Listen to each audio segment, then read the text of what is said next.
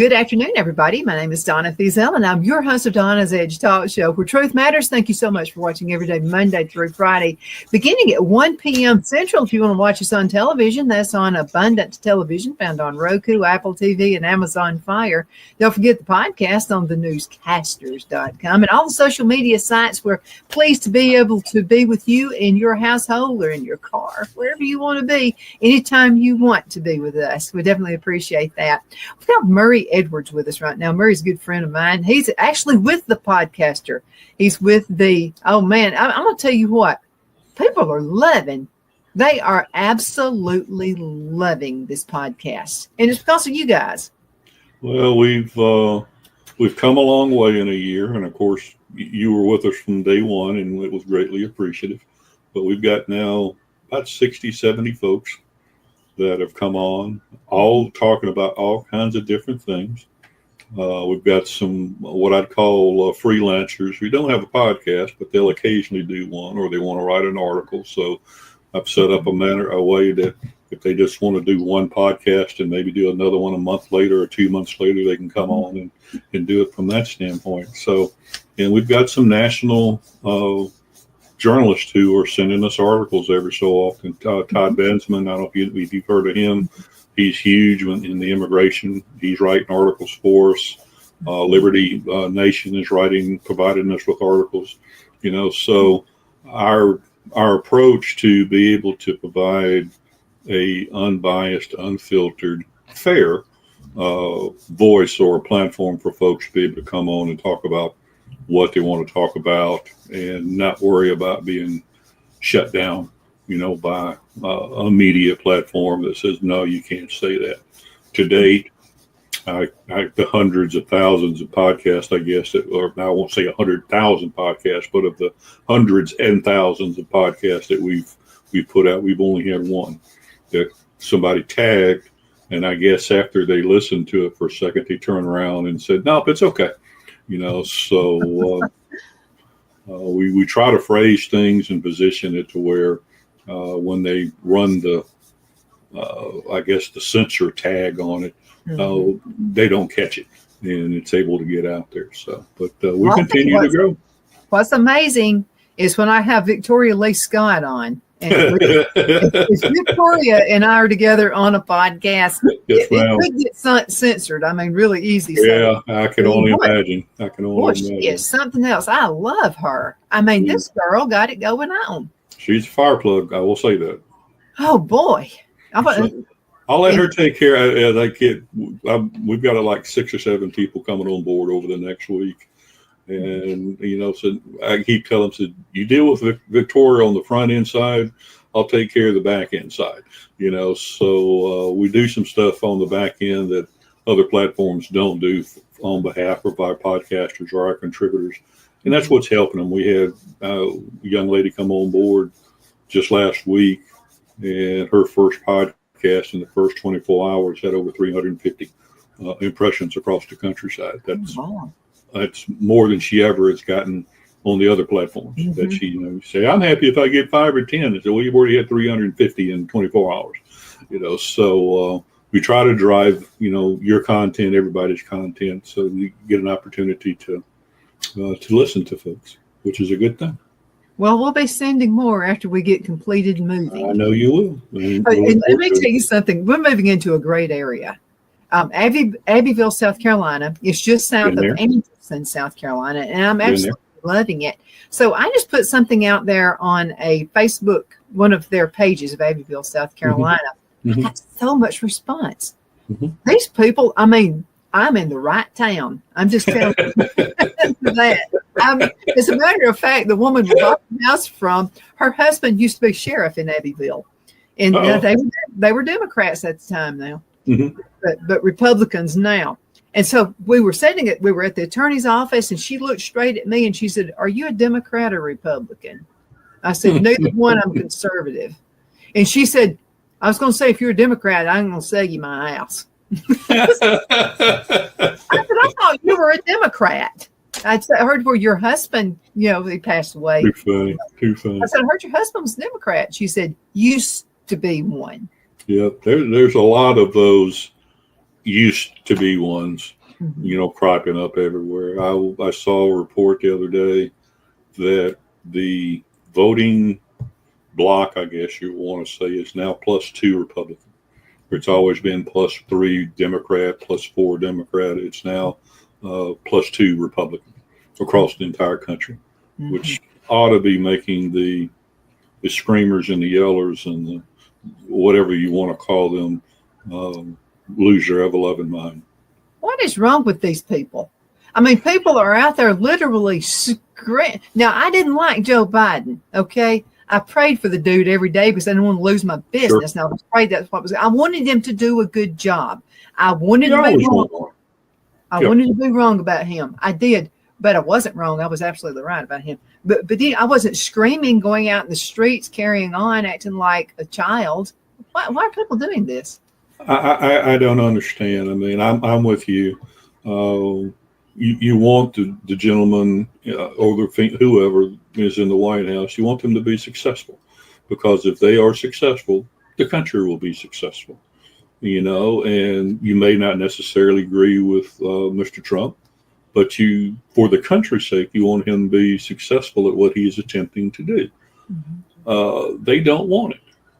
They just don't want it, Donna. The bureaucratic state, and I know you and I have talked about it in the past, that is the fourth leg of the government.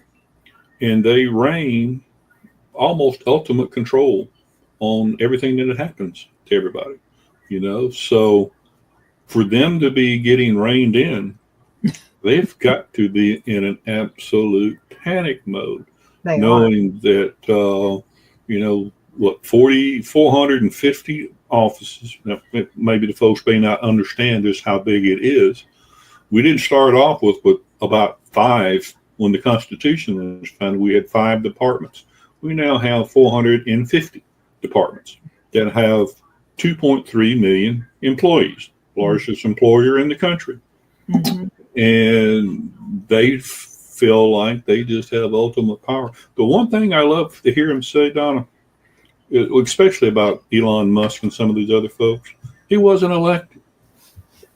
I got an argument on that. We didn't elect Mr. Musk. And I said, and I got into a little discussion with somebody the other day, and I said, well, you also didn't elect Fauci.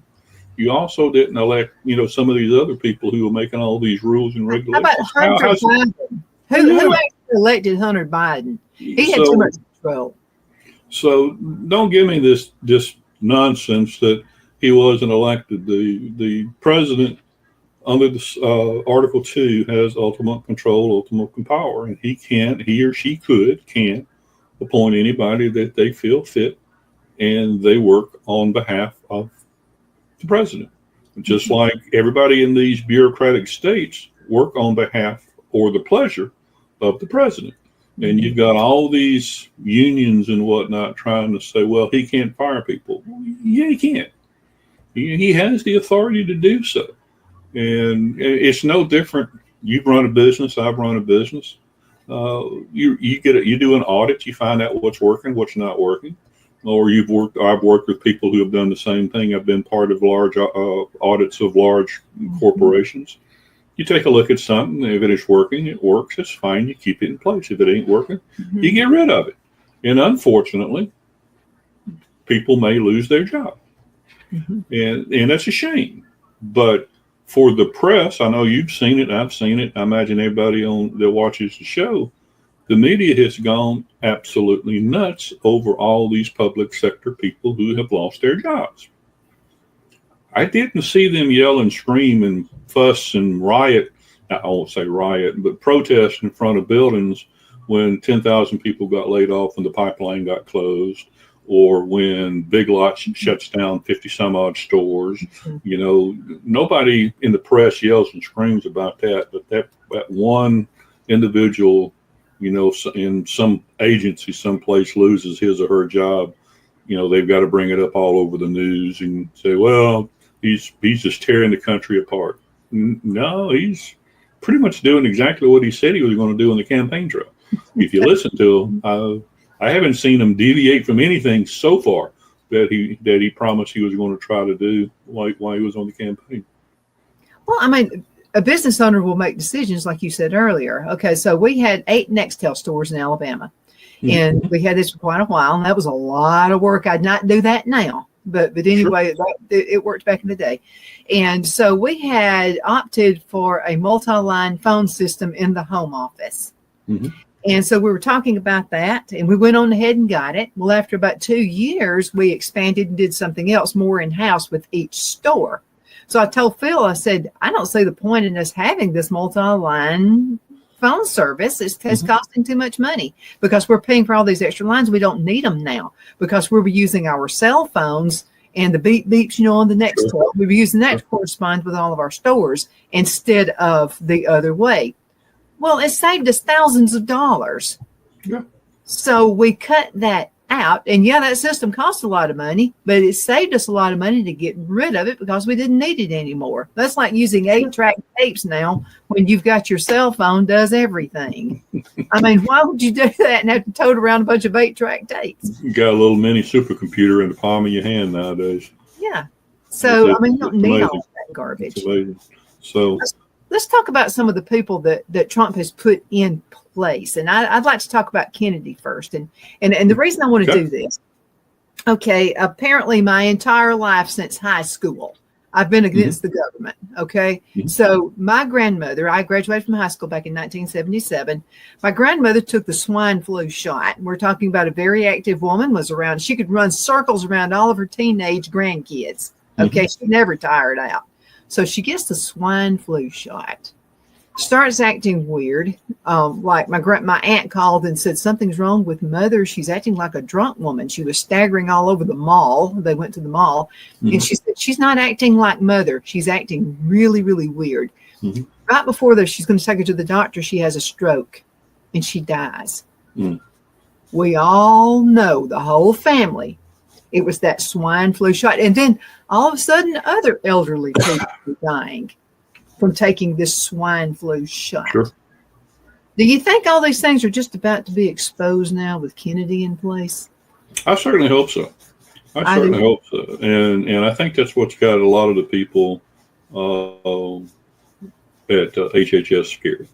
Because when you find out where some of the money that had been allocated to NIH and some of the things that NIH was doing, some of the programs that they have rolled out, we can only hope so, because I think the American people are just tired of being lied to, plain and simple, lied to.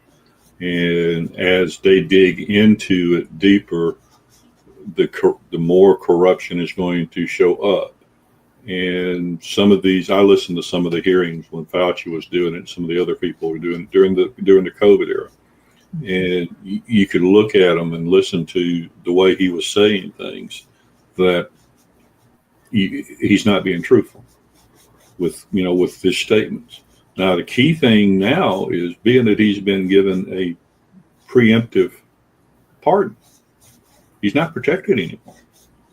So, and none of them are protected anymore. So I would suspect that I don't know whether the House is going to do it first or the Senate's going to do it first, but I think they're probably going to bring in some of these people from HHS that have been given these preemptive pardons and going to have to ask good questions. They can't hide behind the Fifth Amendment anymore. They have to come out and say it, because a preemptive pardon basically suggests that you're guilty of something. You wouldn't accept the pardon. Otherwise, I'd be, hey, I've done nothing. Yeah. So they're no longer protected by the Fifth, so they can't claim it. So if they lie, then they put themselves back in jeopardy again. So I can only hope, and I'm sure most American people out there that really want to know what's going on, they're going to dig into it. They're going to find out, some of these medications that they're putting out. I saw a medication the other day on TV, and I looked up the side effects to it. Oh, my dear God, gee whiz. It took them longer to talk about the side effects than did what good it does. There's one of these Ozempic and all these folks who have come out now with a pen to lower your diabetes and lose weight. This was an alternative to Ozempic. I never heard of it before. And the side effects were 2 pages long. When you pull it up to take a look at it, here's what it's here to help. But by the way, here's almost 2 pages of potential side effects on it. However, I've always found this interesting. First of all, I can detect when I'm being sold something, and the whole COVID thing, it was like we were being sold. Well, my brother got hooked up into it and shamed my husband and me like crazy for not getting the jab. And we didn't get it. We never got it. Never got a jab. Never got it myself. But he.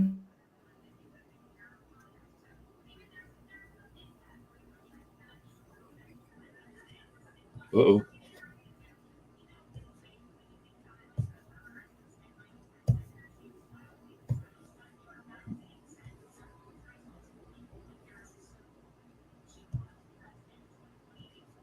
Lost Donna.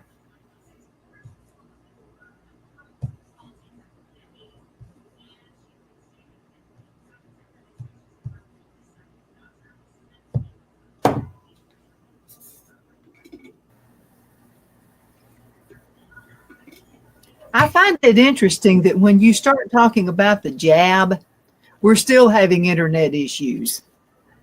Yeah, can you hear me, Mary? Oh, I can hear you now. You froze there for about 25 or 30 seconds. We both froze. We were both froze in time. But that's okay. The truth will stand. The truth will stand. Yeah, it's there's several things I hope Mr. Kennedy does. First off, I hope he gets drug companies to stop advertising on TV.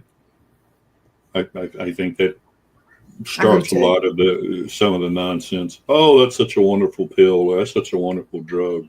And I hope he stops that. And he's got to dig into the welfare of the kids with the kind of foods that are being given, the processed foods that you go to the grocery store and buy, all the junk that's in them. I mean, you've seen the reports. I've seen the reports. The number of children now with autism is up just where it used to be, 1 in every 10,000 children. It's now like 1 in every 35 or 40, and it's just crazy out there. You're right. Those are the exact words. So I hope he's going to get in there and just absolutely clean house. I'm sure there's, as I say, there's some wonderful people who work for the government. There are, but there's a lot of not so wonderful people. And the other day there was a couple of these protests around the country where the bureaucratic folks were out yelling and screaming, "We don't want to lose our job." I'm sitting there going, so on your day off during clock time, you're out there yelling and screaming, saying, "Don't fire me," but you're not working. Or what they say, 6% of the federal government now actually goes into an office. So I think we froze again. We did.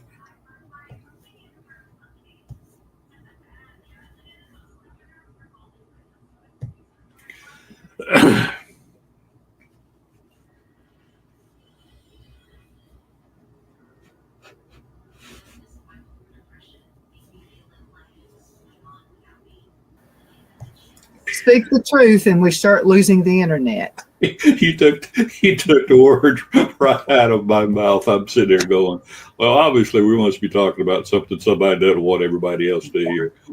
This has not been happening. I've been recording all day and this hasn't been happening all day. Well, like I said, what's the old adage? Everybody's watching, everybody knows. If you've been on your phone, they know what you're talking about. If you're on social media, everybody knows what you're talking about. And I'm not talking about just your friends. I'm talking about the ABC industries, especially if you put anything out there that's in the least little bit controversial. Oh yeah, that's very upsetting to people. Oh yeah, I like it when I get these friend requests from someone that goes, "Oh, I think your post is fantastic. I think we should meet, and I'll get 5 or 6 of those in a day from 5 or 6 different people, but the verbiage is basically the same. So you sit there and go, okay, some kind of bot's trying to log on to you, try to get into your account and do some different things. So, something you just brought up something very interesting here, because when you host a talk show, you're going to get a lot of people who just follow you. Okay, I've been watching that list really close the past few months. And what I'm doing is if I see something and it's, first of all, it's got a weird name to it, or, I'm already a friend with somebody and they're putting on there that they're following me, it's a bot. And another thing that we need to watch out for, I think, is you may be friends with someone and this bot is looking into all of your friends as well, trying to follow all of them just to see what kind of person they are. So what I do, this is what I do. Okay, I can look and I see recently people who started following me, and I look at their account. If I look at it, I have no friends. We're not sharing friends. We don't have like at least 5 friends who are the same. I'm taking them off, and I'm going to unfollow them or block them. And then another thing I'm seeing too is it's a bunch of, just like some different country, like it could be Japanese or whatever like that. But they're pretending to be somebody just right down the road from Birmingham. Like that. That's a bot. And then people complain all the time about some of the social media sites, but now they all do it. Oh yeah, you would never be on social media at all if. The funny thing is, of course, I'm on all the platforms talking about all kind of different things, and I'll get a request, and it'll be the same Oriental woman. Yeah.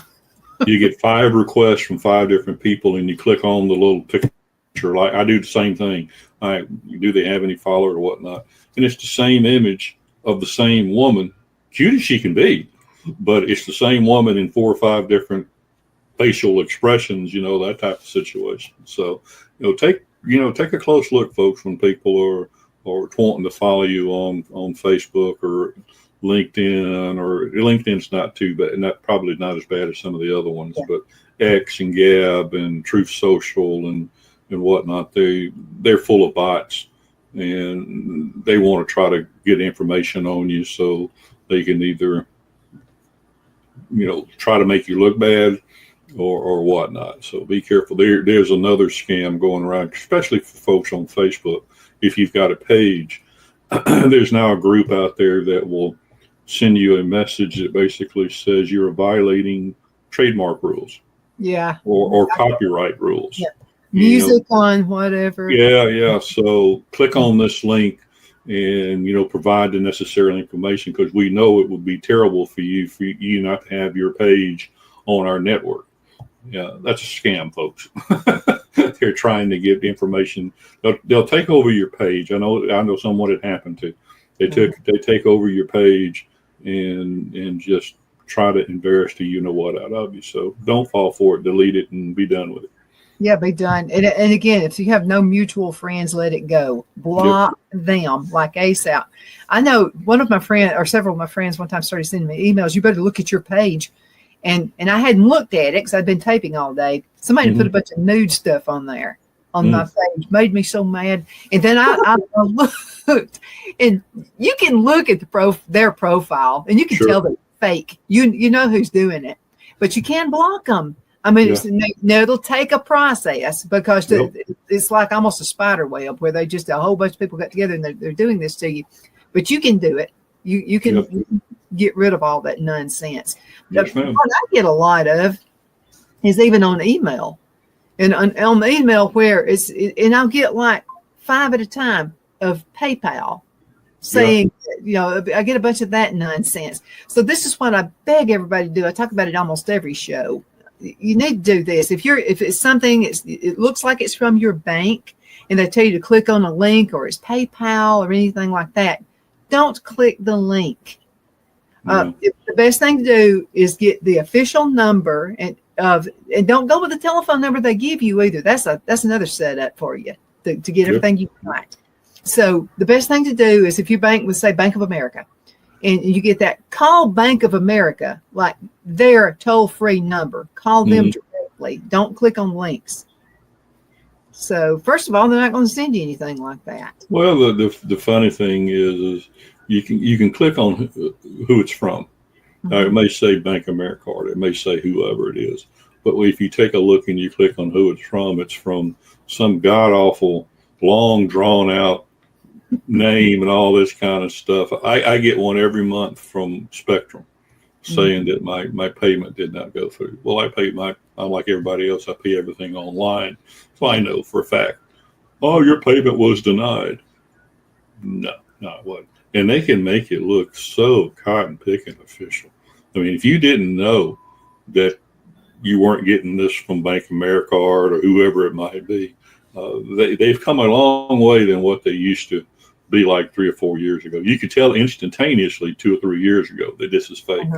They've gotten so good at it now with the logos and all that kind of stuff. I'm sure they're using artificial intelligence to do the verbiage and whatnot. But it's really hard to tell nowadays, and it's probably going to only get worse. That's a sad thing. It's only going to get worse with more people that are using AI. Mm-hmm. Yeah, I think so. And also, if you just check the domain of the email address sender, it wouldn't be the official wellsfargo.com. I mean, it'll be something at gmail.com or something like that. They're not going to use a Gmail email address to send you an official message if they were to. The best thing to do is scrap it, delete it immediately, call them and say, look, I got this email. Is it legit? Is it from you? That's the best thing to do. Yes, ma'am. Yes, ma'am. So, yeah, I've been in this business for a long time. Phil and I have been in the technical world for a very long time. And I'm going to tell you what, just when you think, well, we've got it leaked, it's taken care of, another one comes through. I mean, it's constant. I started off in the tech space. I've got a double E, and I started working for an old company called Univac back in the day. And of course, Univac changed to Sperry. And I pick on my grandkids now because I used to have top secret crypto. And so I used to be able to go into the Maxwell Air Force Base crypto room because they had a Sperry computer system. That room was huge. It had a grand total of 64K of memory in it. But it had tape drives and card decks and all this kind of stuff. And like I said, I pick on folks and I said, you don't understand. Used to be top secret crypto messages used to come into Maxwell Air Force Base on a system that didn't have but 64K of memory in it. And no, that's not happening. And it was as big as a house. The room was as big as a house. You've got a supercomputer basically in the palm of your hand. And it has come a long way. I mean, my first laptop weighed 55 pounds. Oh, they were heavy back in the day. It was a compact made the first what you want to call laptop or portable or whatever it was. And I think that thing weighed like 55 pounds. It had a screen that was about 5 by 5, little video, teeny weeny little thing, and green. You couldn't read it half the time. And so we, like I said, from a technology standpoint, in all my years, we've come such a long way. And it's just ramping up so quickly now that there's no telling what it's going to be like in another 3, 4, 5 years. There's no telling. But back in the day, I remember we started an internet service. Phil and I did. It was a dial-up. We started out with 14 4K baud modems. We had a room full of but that's before your graphics and stuff started taking over. Yep. And I'm gonna tell you what, the download speed was super fast. And then it started coming up, with pictures and stuff like that. That's why we had to keep changing the baud. I remember when we went from 14.4 to 56K, we thought we were all that in a bag of chips because we had the fastest in town. I mean, it was super fast. And now a kid would laugh at you if you had a 56K baud. Oh, yeah. I was talking about my first portable. My first desktop was really powerful, Donna. Really powerful. Had 640K memory, a 10 megabyte hard drive. And I thought I was, and a floppy disk, folks. No kidding. Floppy disk on it and a keyboard that weighed like 5 pounds. Yeah. And you sit there and go, man, I've made it to the top now. I've arrived. Yeah, a monitor that probably weighed 50 pounds, It's like I said, in 30 years, let's see, I got out of I've been out of the tech space now, I guess, from a standpoint of actually working in it now for about 10 years. But it's just truly amazing how it's changed. Yeah, for the worse, because it's not near as secure as it used to be. Yeah. No, and that gets back to, we were talking about, some of the stuff going on with the bureaucracy, the comments that, we're letting 17 and 18-year-old kids take a look at what's going on, all this kind of stuff. And you sit there, and I responded to somebody the other day and said, do you not realize that everybody anywhere who wants to know anything about you can find it?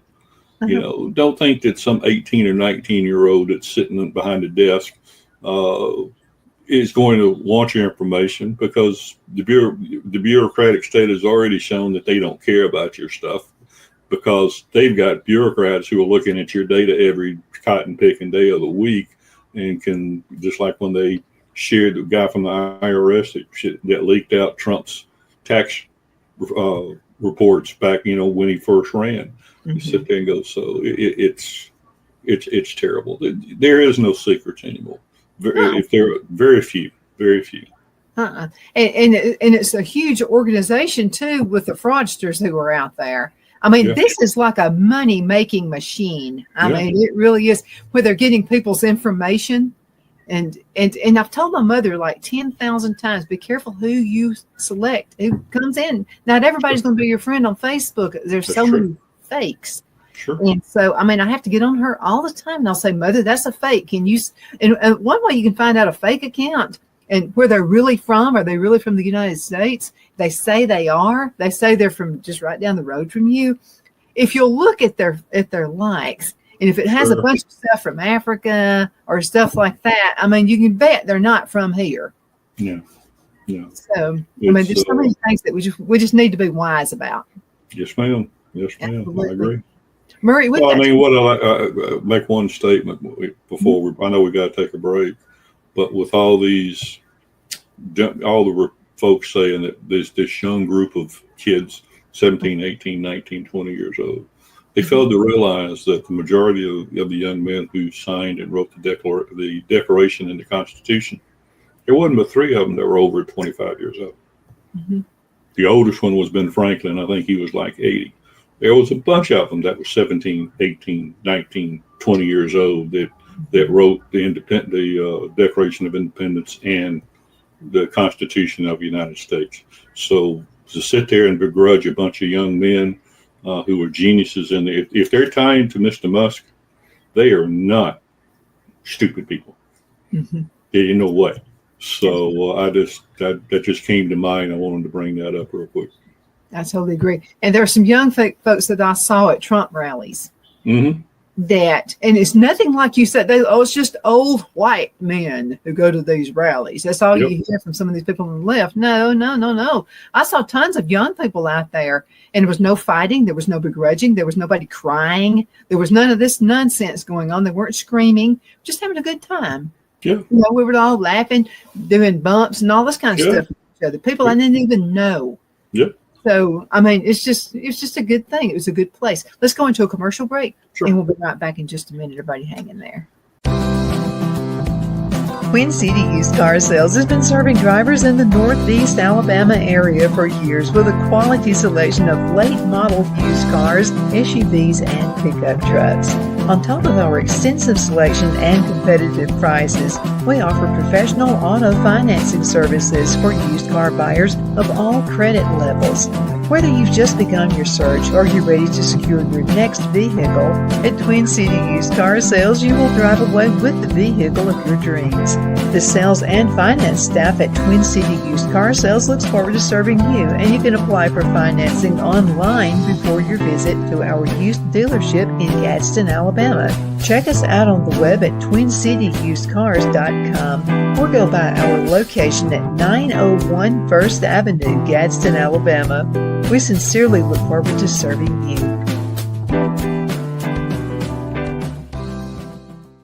Good afternoon. We're back. My name is Donna, and I'm your host of Donna's Edge Talk Show, where truth matters. Thank you so much for watching every day, Monday through Friday, beginning at 1 p.m. Central Time. That's 2 Eastern Time, as I get to ride home with you in the afternoon. You know what? You can find us on television syndicated, found on Abundant TV, found on Roku, Apple TV, and Amazon Fire. And don't forget the podcast on the newscasters.com. While Murray Edwards is with me right now, a good friend of mine. Murray, podcasters, the newscasters are doing great. What's the secret? Free speech. I feel free. Yeah, to allow folks to, as long as they don't get ugly and nasty, and as long as they don't share stuff. I'm nice. Yes, ma'am. You can come on and talk about whatever you want to talk about. We have people talking politics. I do 2 shows on politics. One about the state of Alabama and another one about the national picture, as you call it. But we've got radio disc jockeys who are coming in doing their shows from all over the country, talking about what's going on in their little part of the world. We've got freelance journalists who are doing articles for us, talking about things that it's fine on their website, but they can't get it out any further. It doesn't go any further than their website. So they give it to us and we push it out for them. So we've got some people doing some wonderful inspiration shows. Alveda King is on the platform now with her show called The Vision, and so it's just grown, I guess, more rapidly than we had hoped it would, and it's being accepted. I know we're working on. I think we had 45 or 50 people who contacted us over the last 2 weeks that are interested in, having what we call a studio for their, and one thing that we do is you can either do audio, you can do video, or you can write an article. So if you just want to do an opinion piece, you can have a studio and you can write your opinion pieces. If you do audio, you can do audio. Like yourself, you do video, so you can do video. So we tried to make it is simple for people to do what they want to do. Now, we have hiccups like everybody else does, but so far it's worked very nicely. And like I said, we've got some wonderful contributors from all over the countryside who are coming on board, trying to get what they talk about, because what happens locally here in, say, in the state of Alabama could be going on in another state, and somebody could listen to it and say, well, wait a minute, that's happening here.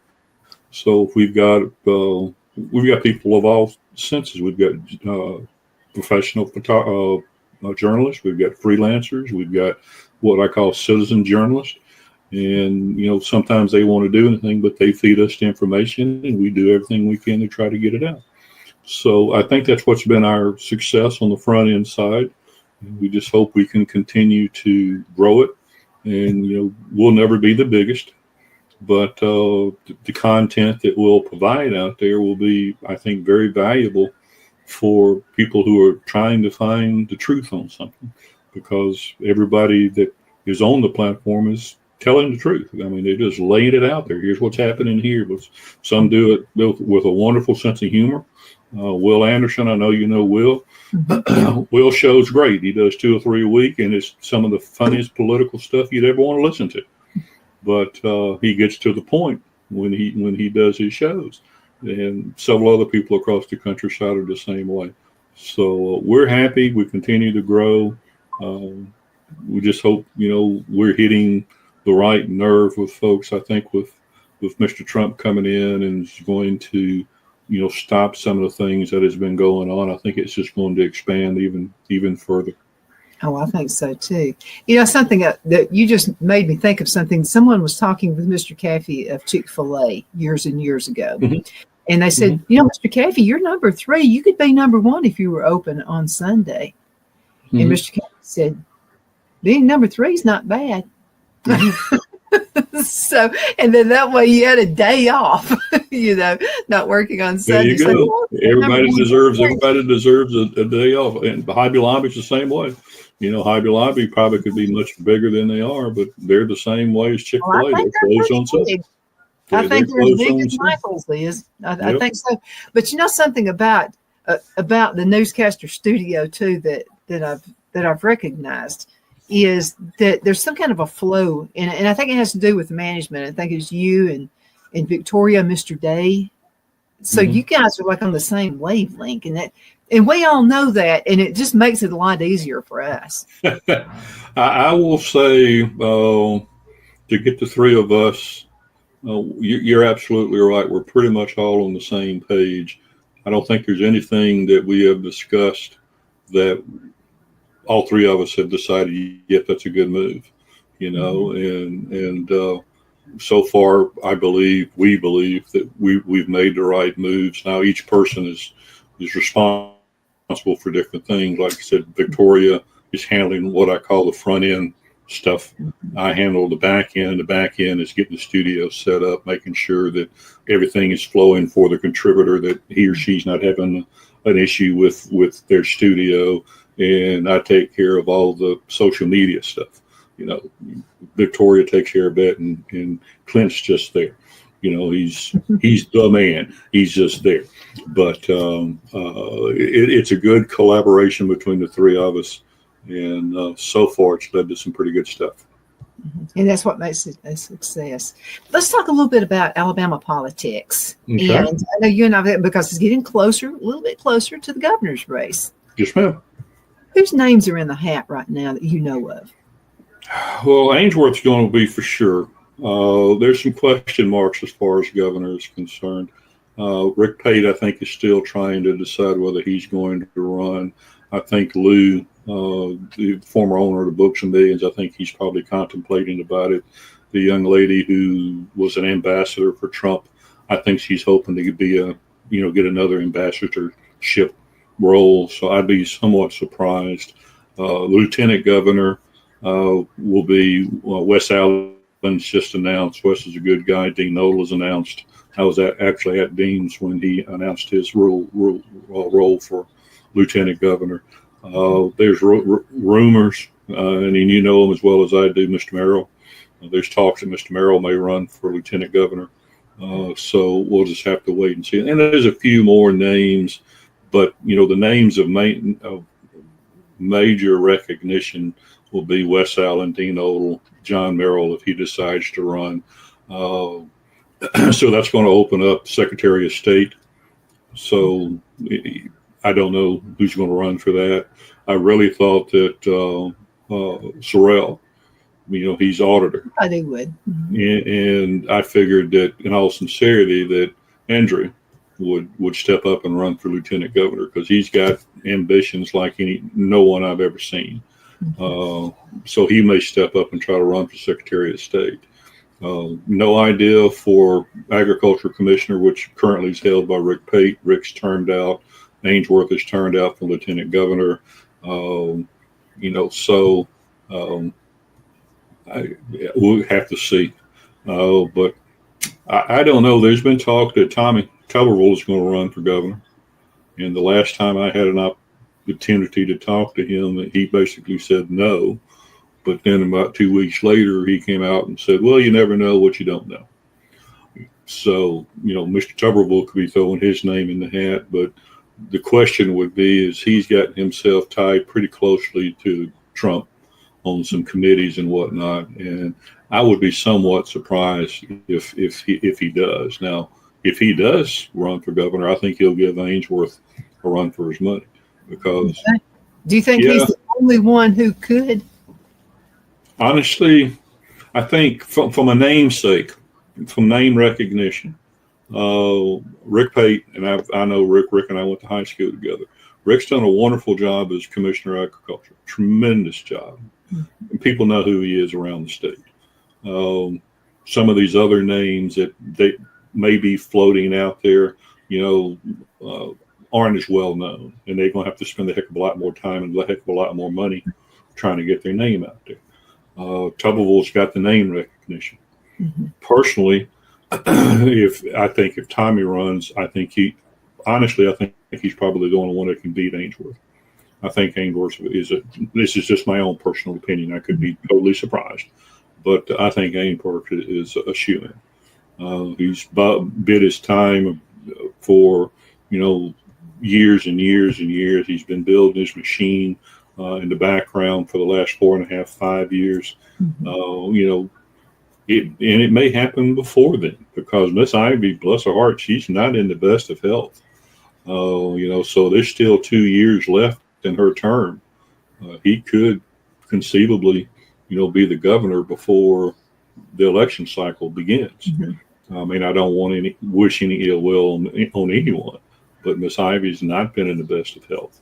And hopefully she'll make it through the next 2 years, but you just don't ever know. Well, if he is, and let's say Ainsworth is the acting governor, is that pretty much a shoe-in for him, unless he does something drastically stupid? Yeah, I would think it would be, and what they can conceivably do, Don, is give him 10 years. Because if someone, and it's like that's what happened with Ivy. She came in during the last year and a half or so of the term. That way, she finished that up. How she ran for 2 more terms, so conceivably, if there's less than 2 years left in the existing, and that's the way any of them, there's less than 2 years left in their particular term, then whoever steps up could finish that up, and then they could run 2 more times. But I think Ainsworth had planned on running last time, because Ivy had been somewhat slow in making her announcement. And then when he had an event up where he lives, she came to the event and she announced that she was going to run for governor. And then he in turn announced basically at the same time, I'm running for lieutenant governor. So he's been building what I call his machine now for at least good 4.5, 5 years. So he's got his supporters, he's got the money he needs, he's got the backings he needs, he's got the lobbyists that he would probably need to have support him to get in there. Now, what he'll do with the first term is an entirely different situation. But I think he's going to be very tough to beat. I would love to see John Merrill run. I don't know that it's his time yet, but John's going to run for, you and I both know John's going to run for something. Don't know exactly what it's going to be. I mean, there's not an event that I go to that John's not there, smiling and shaking hands and whatnot. So he has to be setting himself up, I would think, for something. Personally, since he's out of the Tuscaloosa area, I would love him see him go after Terry Sorrell, Sewell, go after District 7. But she's got a bank of money for herself, and that's something that the Republican Party here in Alabama is going to really have to figure out what they're going to do. Is how they're going to address District 7 and District 2. Because now they're both held by Democrats, and both of them have voted against legislation up in Washington that they probably shouldn't have voted against, but they did. But we'll just have to see hopefully somebody with some name recognition, somebody who's got some money, even though Caroline did a pretty decent job, she was still new to the wonderful world of politics when she ran against figures. So whether she'll, take a look at it, I don't know. Now her name is mentioned for Attorney General, so she may run for Attorney General. There was talk that Senator Orr was going to run for Attorney General, but he said, no, I'm not going to do it. So there'll be names floating around. I would say the May-June timeframe is when most people you'll start hearing, because that's when they can announce and get everything set up for their campaigns and whatnot. So we'll just have to see. It's going to be a fun time down in Montgomery for the next, let's see, they're in day 9. So they got 29 more legislative days, 21 more legislative days. And so it should be fun down in the lovely city of Montgomery for the next couple of months. What do you think the goal of Nathaniel Ledbetter is? I mean, what's he shooting for? I don't really know. There was some really important legislation last year that he stopped. And there's some important legislation going on right now. I don't know if anybody's heard the term of PBMs, pharmacy benefit managers, and how their organizations are affecting, independent pharmacies, little hometown pharmacies, the way that they reimburse. Well, there's two bills that are in the House. They're on committee actually on Wednesday of this week. And, you got a large group of people who are supporting Senator Stutz on SB 99. And you got a large group of people who are supporting Jones on SB 93. There are some differences, but the pharmaceutical group has basically thrown their support behind 99. So we'll just have to see. But, gambling's coming back into play. Apparently, probably either right before the spring break or right after spring break, the PCI group is going to probably bring, gambling back into it. Do I think he has higher aspirations? Possibly. He's not prepared right now. This is just my own honest opinion. He's still got to get the House together. He's still got to be a good leader of the House. There's been some really not so good things occurred over the last 2 years. He's got this year and next year. So there's not been, again, this is just my opinion, a very cohesive legislative session so far with Mr. Ledbetter as the Speaker of the House. Now, I'm sure he will deny that, but I would think a lot of people would probably feel that way. They may not be willing to come out and say it. I don't care. Well, what does he need to change? Because it just feels like you want it to be, you'll never be united as long as you have Democrats and Republicans. But now, the one thing you can say about Bill Clinton, he did try to reach across the aisle. That he did. And it was probably just to reach at their wives. But anyway, he did try to reach across the aisle.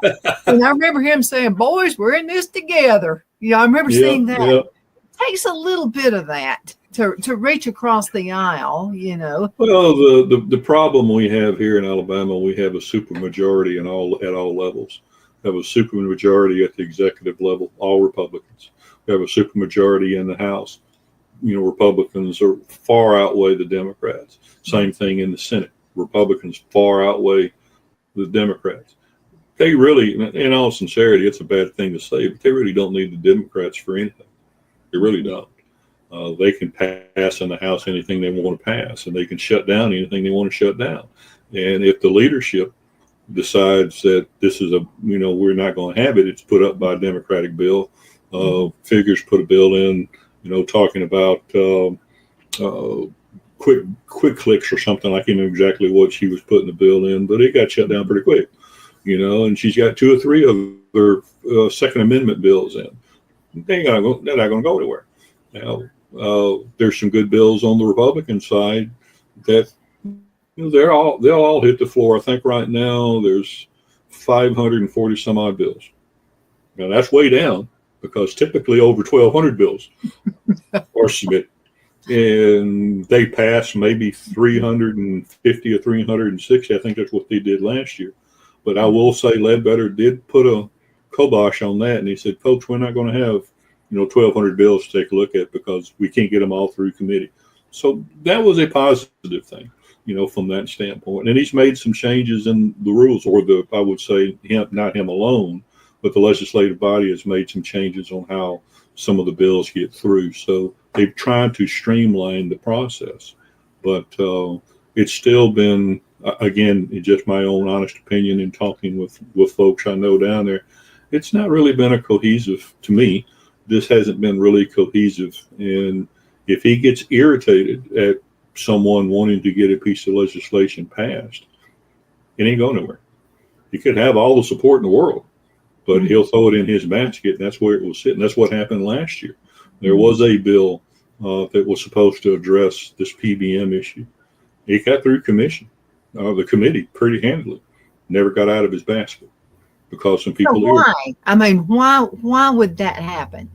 It just does. And unfortunately, in some of these bills like this one, the lobbyists are deeply involved because they want things to say this. The people that they're lobbying for, the insurance companies, to PBMs and whatnot, they've got a boatload of money.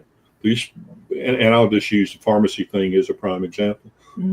The pharmacy organization does not, because it's homegrown folks. It's mom and pop pharmacies. They don't have a whole lot of money. I mean, yes, there are some large pharmacies out there, but they can't compete against the lobbyists. Sure.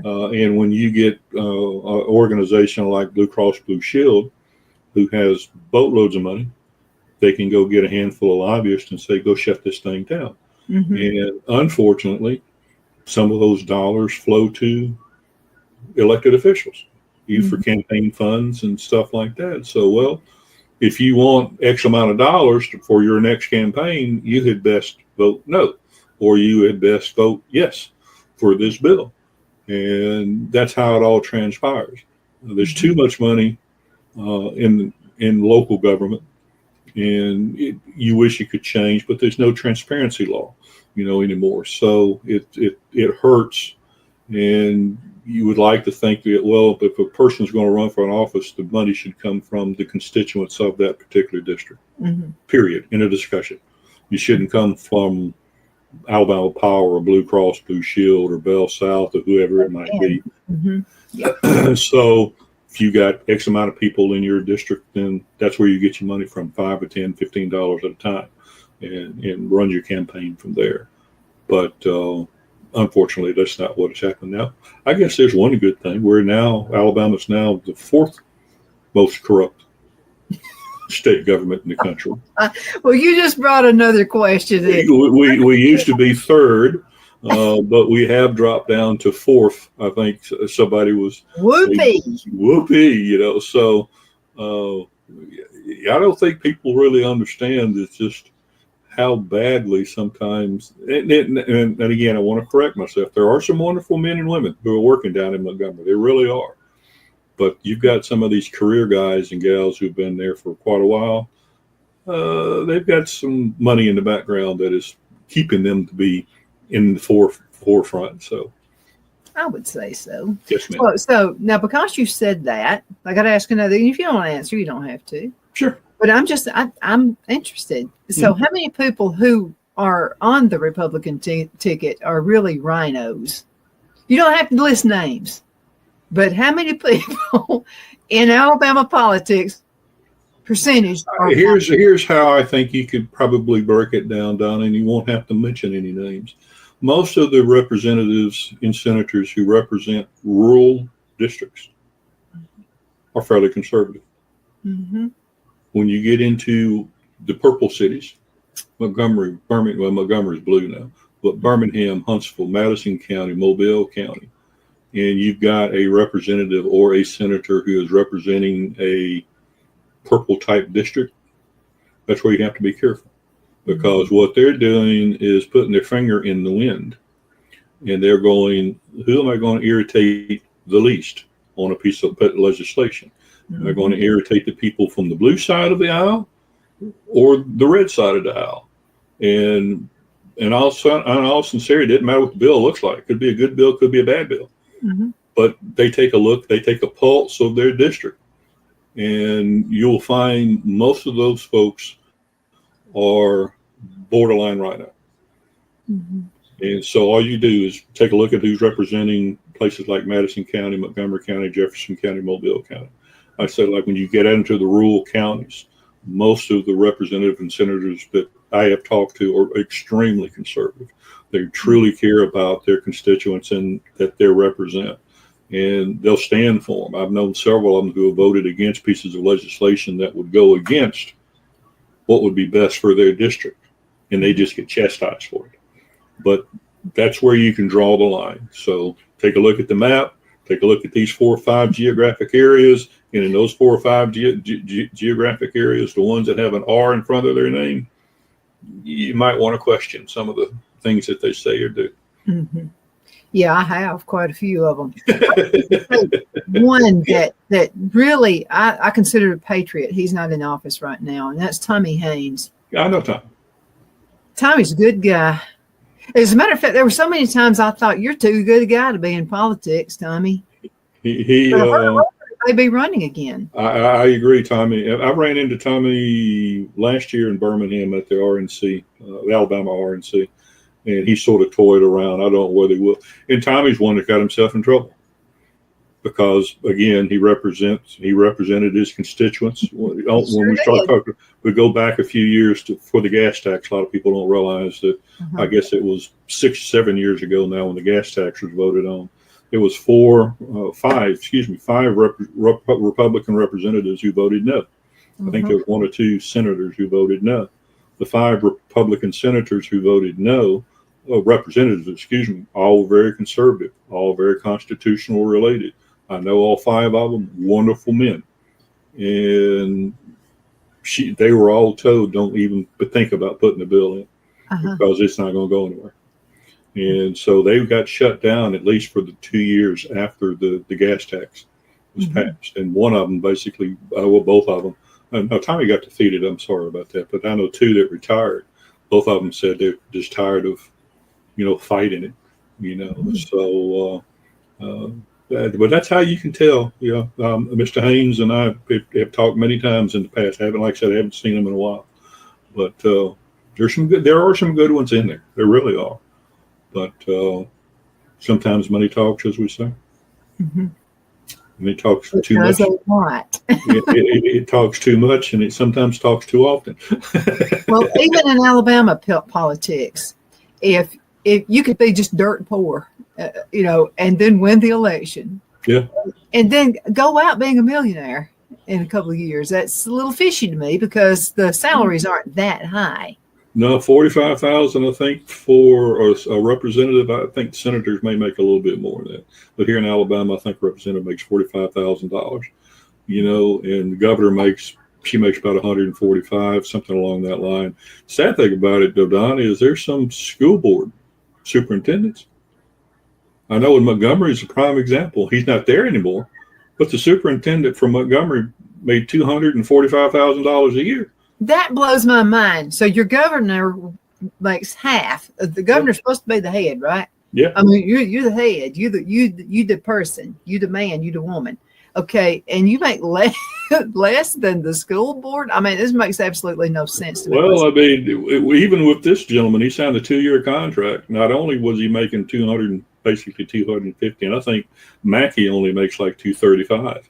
And he's state superintendent. Yeah. He got a 6-month housing allotment, and they gave him a car. So not only to use, but fortunately he fell out of grace and had to retire, not retire, but he resigned. But thank goodness he did resign because he was just tearing the Montgomery County school system apart. But you have to wonder about that. How can a small town of 110,000 people, basically Montgomery, pay their school superintendent $250,000 and our governor doesn't make but about 145, 150? You wonder about that, but that has to be investigated. It really does. Murray, we're going to have to call it a day. All right. Time flew by. Yes, ma'am. Thank you so much for being on the show with me. It's always fun to hang around, so I got to get you set up for next month. Yes, ma'am. Yes, ma'am. But you know how it is. We'll both get busy and we'll forget about it. Yes, ma'am. And then you're going to be going, what did I do wrong, Donna? And I'll be going, I hope everyone has a wonderful afternoon. I do too. And I can't wait to be with you all again on the next show. Continue sending emails, Donna@donnasedge.com. That's Donna@donnasedge.com. Great to be with you, Murray. You hang around, okay? Yes, ma'am.